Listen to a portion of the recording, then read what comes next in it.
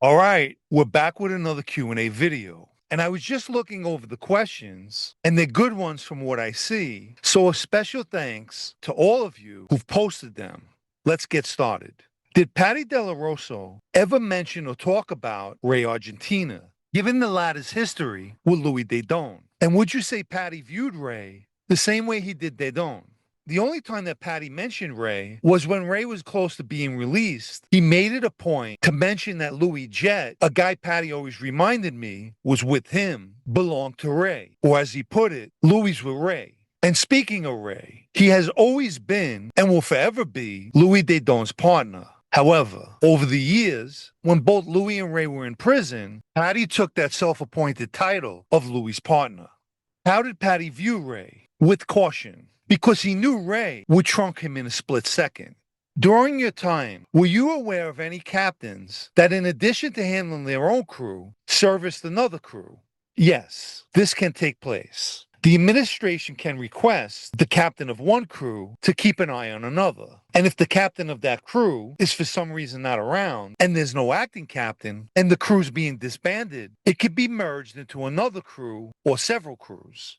Did you ever meet Vincent Assaro's cousin, Gaspare Valente? No, I never met him. He and I appeared on the History Channel's The Greatest Heist. But we never met because he's in the witness protection program. In fact, one of the producers told me that they had to meet him and marshals in some secret location to film. I filmed in a brew house in Stamford, Connecticut. And to be honest, I'm surprised he was even given permission to appear on the show because the Marshal Service is extremely strict from what I heard. I read that former Banana boss, Joe Messino, wanted all social clubs closed down so it would be harder for the FBI to place surveillance on members and associates. However, he wanted meetings to be held at a restaurant that he owned. In your opinion, would that make it an easier target for the FBI to see who was entering or leaving the restaurant? Look, anytime members of the mob frequent certain places, whether it be a social club or a restaurant, they essentially make the FBI's job much easier. I'll give you an example. There was just a high-level Lucchese meeting over the past few weeks at a certain place. The FBI definitely was outside taking pictures as well as filming. Problem is, meeting in that life is necessary, and avoiding detection is sometimes unavoidable. You and another made guy run a legitimate business together. You get shelved. Is that business his, or do you keep your part? In most instances, if they're partners in a legitimate business, the shelf member's still a partner. I don't think many people would take advantage of a guy's misfortune, although in business, you never know. I know there were some siblings, fathers and sons, who were members of different families. Did that in some cases cause problems? Not necessarily. I think it's the opposite. Take Anthony and Vito Guzzo, for instance, both in different families, but that could be more beneficial than problematic. Who was the better boss for the Gambino family? Paolo Gambino, Paul Castellano, or John Gotti? That's an easy one, and I think many people will agree with my answer. Without question, Paolo Gambino. But they all ruled in different eras, and that makes a difference. During Gambino's time, you didn't have Rico, which absolutely crippled the mob. And let me just add, a lot of people think if Castellano didn't get killed, he would have cooperated. I disagree. I think when he heard they placed a bug in his house, he knew he was finished and was just internalizing it. Did you ever meet Lucchese soldier Frank Bassi? I don't believe we've ever met, but I could be wrong. At wakes, I would meet a lot of guys, and it's hard to remember everyone and their names. Do you think the Rizzuto family would succeed in New York City? Of course they would. They're as much as a crime family, just like any other. In a timeline without Joe Valachi, do you believe the mob would have remained strong or still eventually become what it is today? Listen, whether it be Joe Valachi or all the cooperators throughout the years, granted, they were significant to prosecutions, but they aren't the reason the mob's in its present state. Rico destroyed them, and still does. But as the old-timers were dying off, the newly inducted members is exactly why the mob is the watered-down version that it is presently. With graduation season approaching, if a member travels out of state for a few days for a loved one's graduation, does he have to notify the administration? If a captain or above travels, would somebody be acting until their return? What about some underlying surgery? When a member travels for any reason, he only needs to let his captain know. If a captain or an administration member travels, there's always people in positions around to handle anything if need be. Guys go on vacations for whatever reason, surgeries, etc., all the time.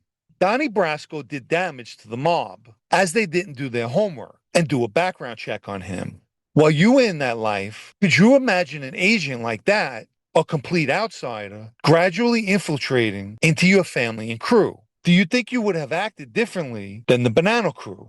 What happened to the Bananos with Joe Pistone could have happened to any family. The FBI had Pistone dangle money in front of those guys. And wise guys, for the most part, are extremely greedy. And greed in that life equals prison. Who would you say has been the most twisted mafiosi? What is the best example of evil in history that has existed in the reality of that life? In Sicily, that would be Totorina, hands down.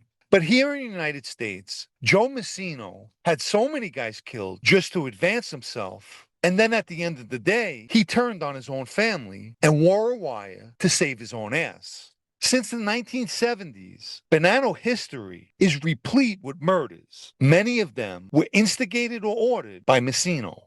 If a regular guy is dating the daughter of a member and suspects her family is involved in some way, and he was hypothetically approached by someone from another family to try to do something against his wife or girlfriend's family, what should he do?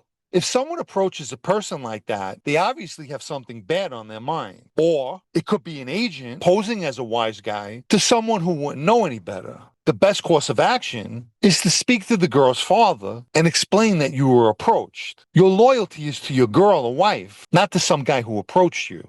If you haven't liked this video yet, please take the time now and give it a like, as it helps with YouTube's algorithm.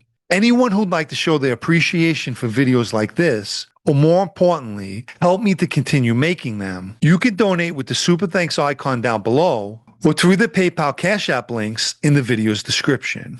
Let me quickly mention my blog, also called Sitdownnews, especially for those of you who still enjoy reading. The site can be found at sitdownnews.com and is a paid subscription. And for the final question, assuming this hasn't already been asked, who was by far the dumbest individual you ever encountered in that life? Well, although there were many, many guys who fit that profile, I would have to honestly say myself. Here's why. I never needed the mob, never in my life. And over the course of time, I was repeatedly warned by several people to keep my distance. I never took heed to that advice. I grew up in Ozone Park and Howard Beach, so it wasn't like I never heard of or seen the treachery that goes hand in hand with that life. They screw over business partners, wives and girlfriends, each other's girls, lie, cheat, make up stories, and will turn on you in a heartbeat. I've seen and witnessed, but more crucially, became a victim to it all. So despite all the dummies that are in that life, or those that want to be, if I had to point out the biggest dummy, it would be me. I should have known better.